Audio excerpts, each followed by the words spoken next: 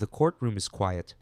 You can hear papers shifting, a chair creaks, then a voice cuts through the silence as new information is read into the record. Details that, according to sources, could change how people see the entire case. And that's when everything shifts, because this isn't just about a sentence anymore. It's about connections, family ties, and questions that fans believe were never fully answered. Rewind the tape, back to when Pooh Shiesty, real name Lontrell Williams Jr., was one of the hottest names in hip hop. Millions of streams, cosigns from industry giants, a rising star out of Memphis with momentum that felt unstoppable. Then suddenly, headlines replace hit records, arrest, charges, court dates. At first, it seems straightforward, at least on the surface. Prosecutors allege involvement in a robbery incident in Florida. Surveillance footage, phone records, rental vehicles, evidence stacking piece by piece. But now, years later, new conversations are emerging. Social media is going crazy again. Fans are shocked. And according to unconfirmed reports circulating online, there may be more to the story, connections and influences that weren't fully understood at the time. Let that sink in. Because here's what nobody is telling you. When you follow the paperwork, when you really study the timeline, this case might not be as simple as it first appeared. And now the question is bigger than ever. Was Pooh Shiesty the center of it all, or just one part of a much larger situation? To understand how this story reached a courtroom moment that has people talking again, you have to rewind the tape to Memphis, Tennessee, where Lontrell Williams Jr., for known to the world as Pooh Shiesty, was building his identity long before the fame. Born on November the 8th, 1999, he came up in a city where music and survival often move side by side. Memphis has a reputation: raw, unapologetic, deeply influential, and according to fans and local interviews, that environment shaped both his sound and his mindset. His father, a rapper known in certain circles, allegedly exposed him to the studio early, though nothing is officially documented about how much that directly influenced his career. Still, fans believe those early years mattered. You can hear it in the music: gritty, direct, and unfiltered. By 2019, his name starts moving through the underground. Not mainstream yet, but building. Tracks begin circulating online, gaining traction on platforms like YouTube and Instagram. Then comes the turning point. In January 2021, Back in Blood, featuring Lil Durk, drops, and everything changes. The song doesn't just perform, it explodes. Millions of views, viral clips, street credibility meeting mainstream attention. Social media is going crazy. Fans are shocked at how fast the rise happens. And within weeks, Pooh Shiesty is being mentioned alongside some of the biggest names in hip hop. But here's what nobody is telling you. Rapid success often comes with pressure that isn't visible on the surface. Around February 5th, 2021, his debut mixtape, Shiesty Season, is released under Gucci Mane's 1017 Records in partnership with Atlantic Records. This isn't just a drop, it's a business move. Major label backing means contracts, obligations, expectations.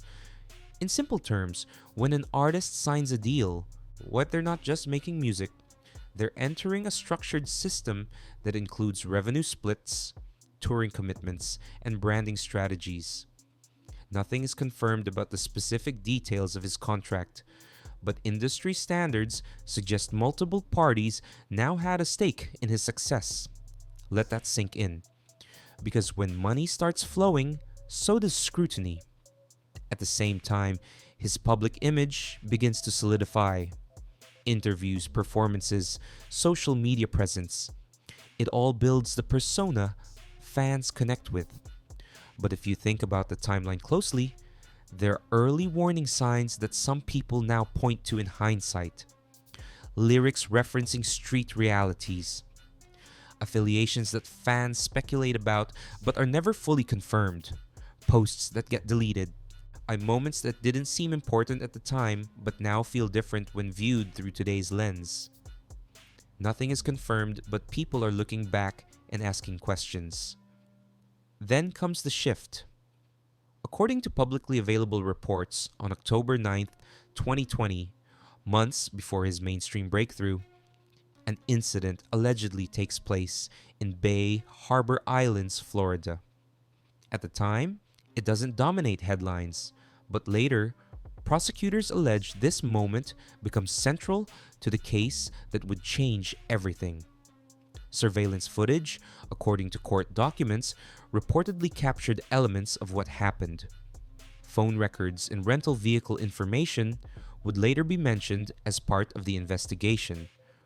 But in that moment, the public wasn't fully aware of what was building behind the scenes.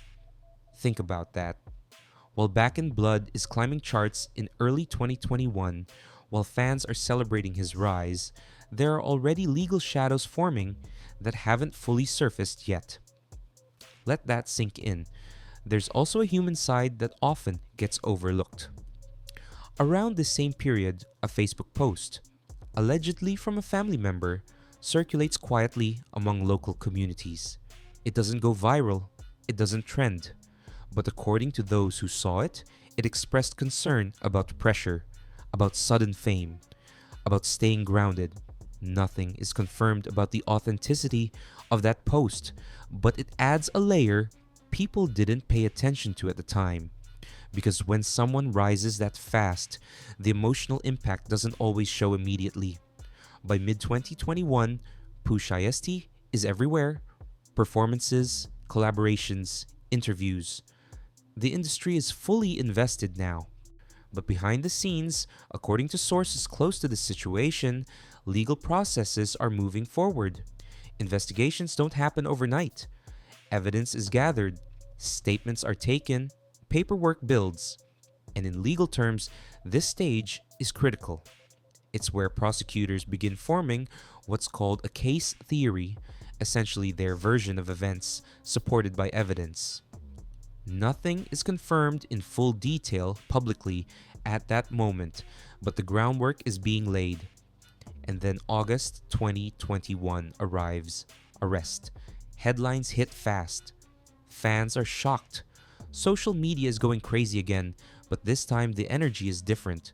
Confusion, debate, concern. According to official reports, Pooh Shiesty is taken into custody in connection with the earlier Florida incident.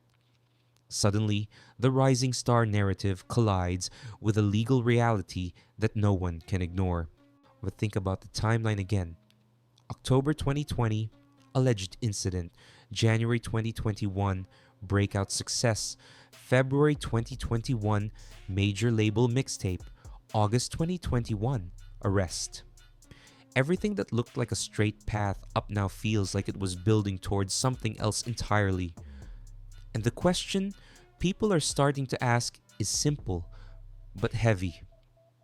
Were the warning signs always there, and we just didn't see them? Now move into the moment where everything tightens, the point where speculation turns into paperwork, and paperwork turns into a case. Rewind the tape and focus on October 9th, 2020, Bay Harbor Islands, Florida. According to court documents, this is the date prosecutors center their timeline around. At the time, it's just another night in a quiet upscale area near Miami. But according to prosecutors, an alleged robbery takes place involving two victims who had arranged to meet for what they believed was a transaction. Nothing is confirmed beyond what's stated in official filings, but this is where the narrative begins to form. Think about the timeline. According to the complaint, surveillance footage from the area allegedly captures vehicles entering and leaving the scene.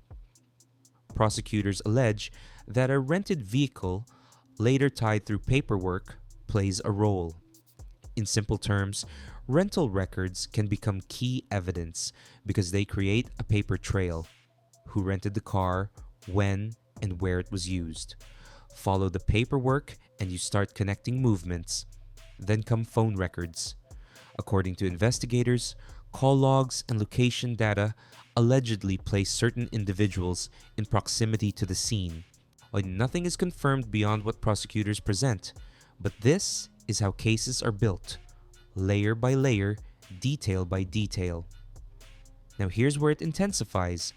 According to court documents, one of the victims reportedly identified Pooh Shiesty, alleging that he was present during the incident.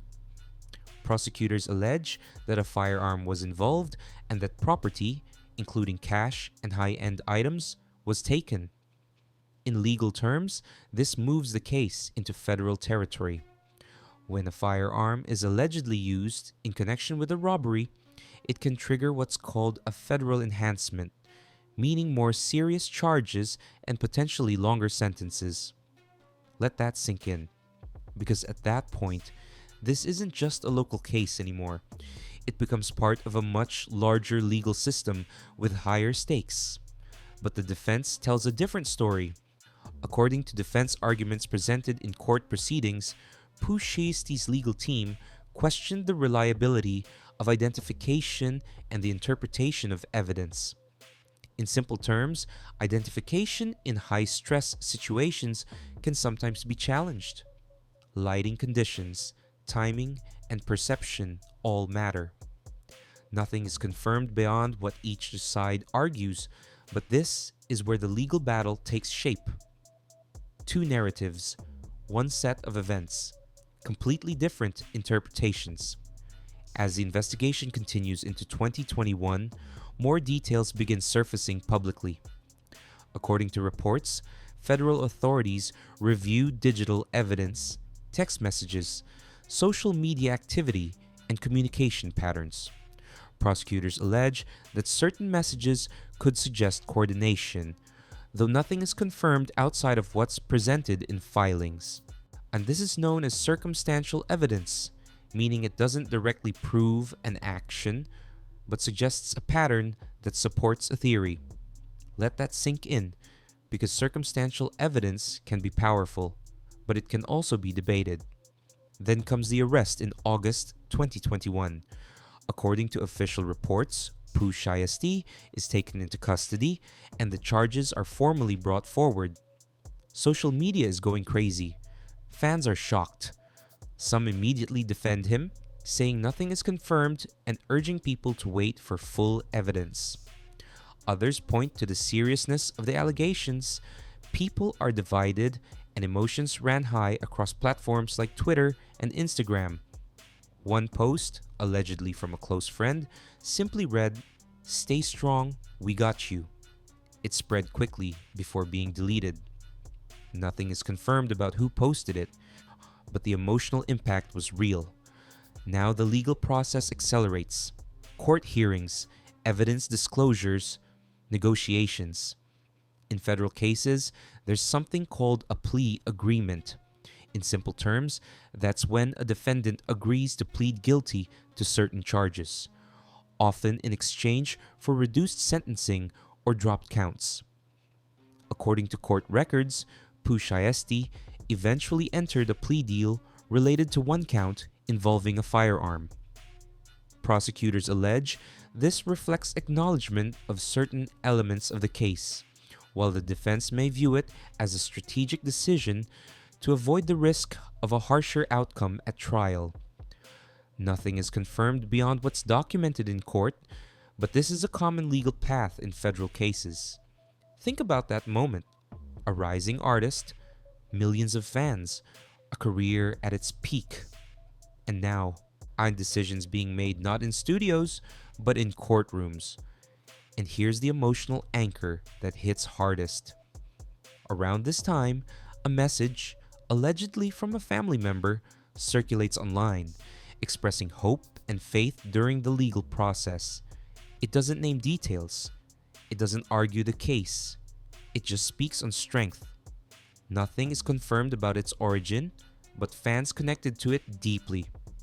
Because behind the headlines, behind the legal terms, there are real people watching this unfold in real time. By early 2022, sentencing becomes the next focus.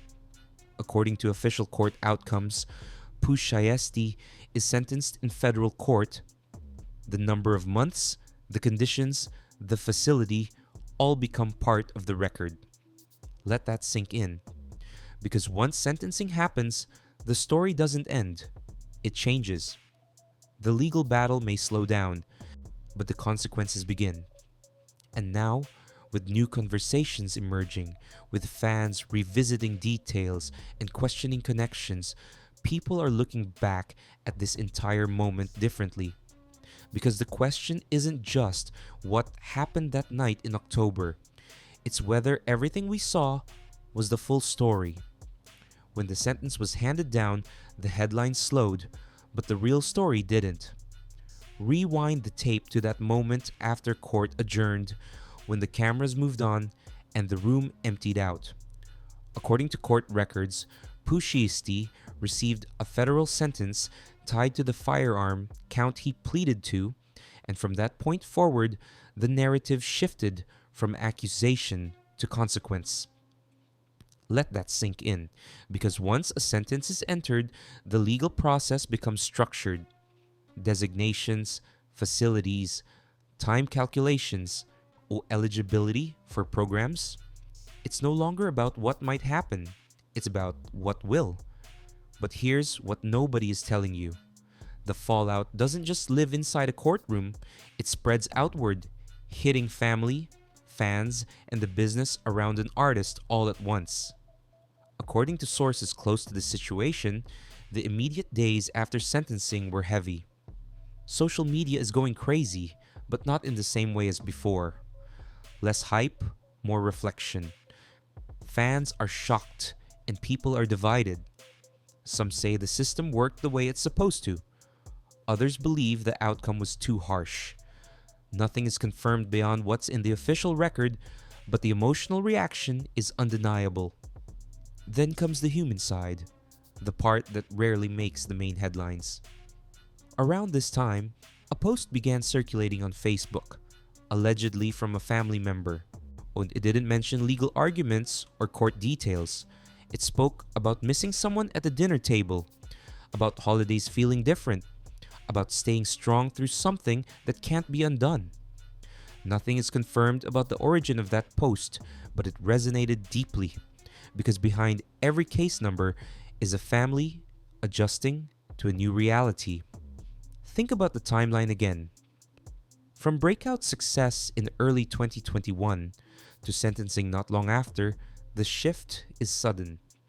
And for those closest to him, that kind of change doesn't just affect careers, it affects everyday life. According to fans who have followed closely, messages of support continued to appear online. Comments under old music videos, tweets saying, "We're waiting for you." Even artists in the industry, without naming specifics, posted phrases about loyalty and patience. Nothing is confirmed as direct communication, but the pattern suggests ongoing support. Now shift to the industry angle, because that's where the ripple effect becomes clear. When an artist is incarcerated, contracts don't just disappear, they get complicated. In simple terms, labels and partners often include what are called morals clauses or performance clauses. These can affect how deals move forward if an artist can't fulfill obligations like touring, recording, or appearances. Nothing is confirmed about the exact terms of Pooh Shiesty's agreements, but industry standards suggest that projects may be delayed, renegotiated, or even paused entirely. Follow the paperwork, and you start to see how one legal outcome can impact multiple business layers. Streaming numbers, however, tell a different story. According to publicly visible trends, not official internal data, his music continued to receive attention even after sentencing. Fans revisited older tracks, playlists kept circulating. Let that sink in. Because in today's digital era, an artist's presence doesn't disappear just because they're physically absent. In some cases, it even grows. But that creates another tension between commercial success and personal circumstance. At the same time, critics began raising questions. According to discussions across podcasts and online panels, some voices argued that the focus should remain on the seriousness of the case, not just the artist's career. Others pushed back, saying people are capable of separating music from legal issues. People are divided and emotions ran high. This isn't a courtroom debate, it's a cultural one, and there's no final verdict there. Now bring it back to the legal side, because even after sentencing, the process doesn't fully stop. There are appeals, sentence reductions, program eligibility, and time credits. In simple terms, federal inmates can sometimes reduce their time through good behavior or participation in certain programs, depending on eligibility. Nothing is confirmed about specific outcomes in this case beyond what's publicly recorded, but these mechanisms exist within the system, so even after a sentence is announced, the timeline can still shift. And here's an emotional detail that keeps resurfacing. A fan video posted months after sentencing shows a young listener playing Back in Blood in a car, talking about how the song helped him through a difficult time. It's a small moment, easy to overlook, but it hits differently.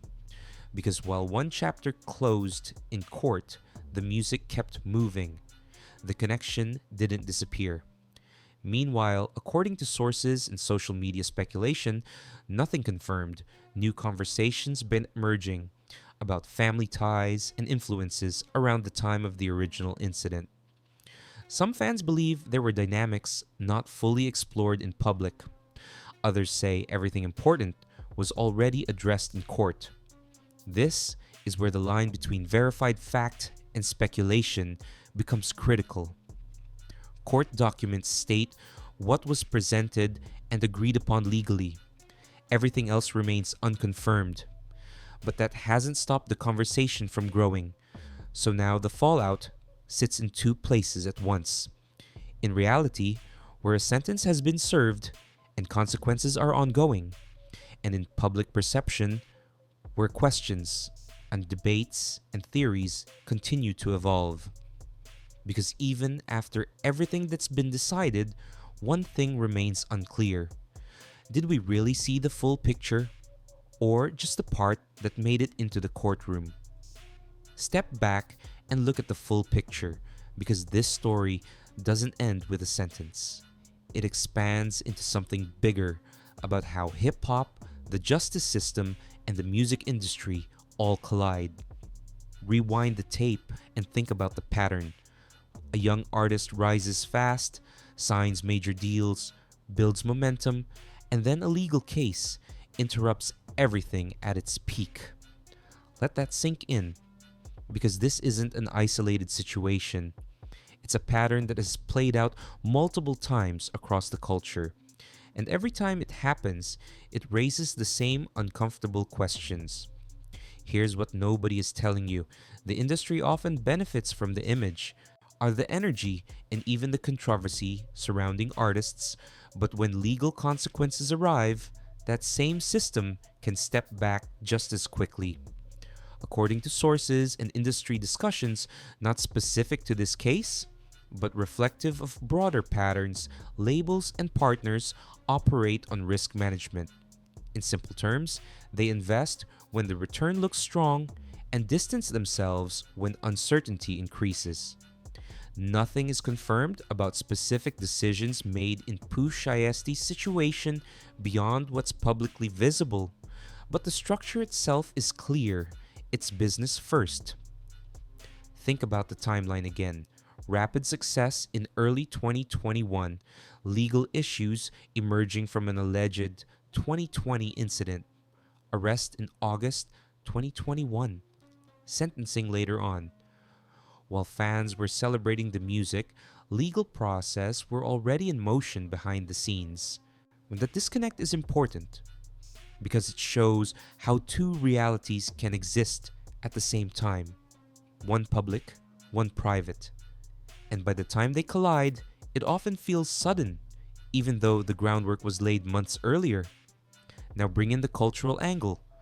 Hip hop has always told stories rooted in real life experiences, struggle, survival, ambition. But when those realities intersect with the legal system, the conversation becomes more complicated. Some fans argue that artists are being targeted or over scrutinized. Others believe accountability is necessary regardless of status. People are divided, and emotions ran high in this case, just like many before it. Nothing is confirmed beyond individual opinions, but the divide itself is real. Then there's the idea of family ties that keeps resurfacing in online conversations. According to unconfirmed reports and social media speculation, some fans believe there were influences or relationships around the time of the incident that were never fully explored publicly. Others push back, pointing to court documents and saying the legal process already addressed what mattered. Follow the paperwork and you'll see what was officially presented: charges, evidence, plea agreements. Everything beyond that enters the space of speculation. And that's where things get complicated. Because in today's digital world, speculation spreads just as fast as verified facts. Let that sink in. Because perception can shape a narrative just as strongly as evidence. Now look at the power structure behind all of this. The justice system operates on procedure, evidence, arguments, rulings. And the music industry operates on influence, audience demand, branding, revenue. And the public sits in between, trying to make sense of both. According to legal analysts, federal cases in particular follow strict guidelines, with sentencing influenced by factors like prior history, the nature of the charges, and plea agreements. Nothing is confirmed beyond what's recorded in this case, but the framework is consistent. At the same time, the industry's response is less structured. It's driven by perception, by headlines, by what audiences are willing to support. And then there's the question of redemption. Hip hop has a long history of artists returning after legal setbacks, sometimes stronger than before. Fans remember the music, they remember the energy, and in many cases, they separate that from the legal situation. But not everyone agrees with that approach. Some believe the focus should remain on accountability, others believe in second chances. People are divided, and there's no clear answer. Now think about the future. According to discussions happening across social media and industry platforms, nothing confirmed, but widely debated, there's curiosity about what happens next. Will Pooh Shiesty return to music with the same momentum? Will the industry fully support that return? Or will there be hesitation? And how will fans respond when that moment comes? These questions don't have answers yet, but they're shaping the conversation already. There's also a deeper issue that doesn't get enough attention: the speed of fame, the pressure that comes with it. Thus, going from the local recognition to national spotlight in a matter of months can change everything: expectations, environments, decisions. According to psychologists and cultural commentators, rapid success can create stress that isn't always visible. Nothing is confirmed about how this applied personally in this case, but the pattern exists across many industries, not just music. And here's the emotional anchor that stays with people. A short clip shared quietly online shows a fan outside a venue months after everything happened, saying, "We still listening." It's simple. No debate, no analysis, just loyalty. That moment captures something important. The connection between artist and audience doesn't disappear even when circumstances change. So when you step back and look at everything, the rise, the case, the fallout, and now the bigger picture, you realize this isn't just one story. It's part of a larger system where music, law, and culture intersect in ways that are still not fully understood. And maybe that's the most important point of all, because even after everything that's happened, even after the paperwork and the headlines, one question still remains. Are we looking at the full truth, or just the version that made it into the spotlight? So when you put everything together, this story doesn't land on a simple answer. It leaves you with layers. Rewind the tape one last time. A rising star out of Memphis. A breakout moment that shook the industry. Then a case built through surveillance footage, phone records, and courtroom decisions. A sentence that changed everything. And now, new conversations about family ties, hidden influences, and whether the full picture was ever really seen.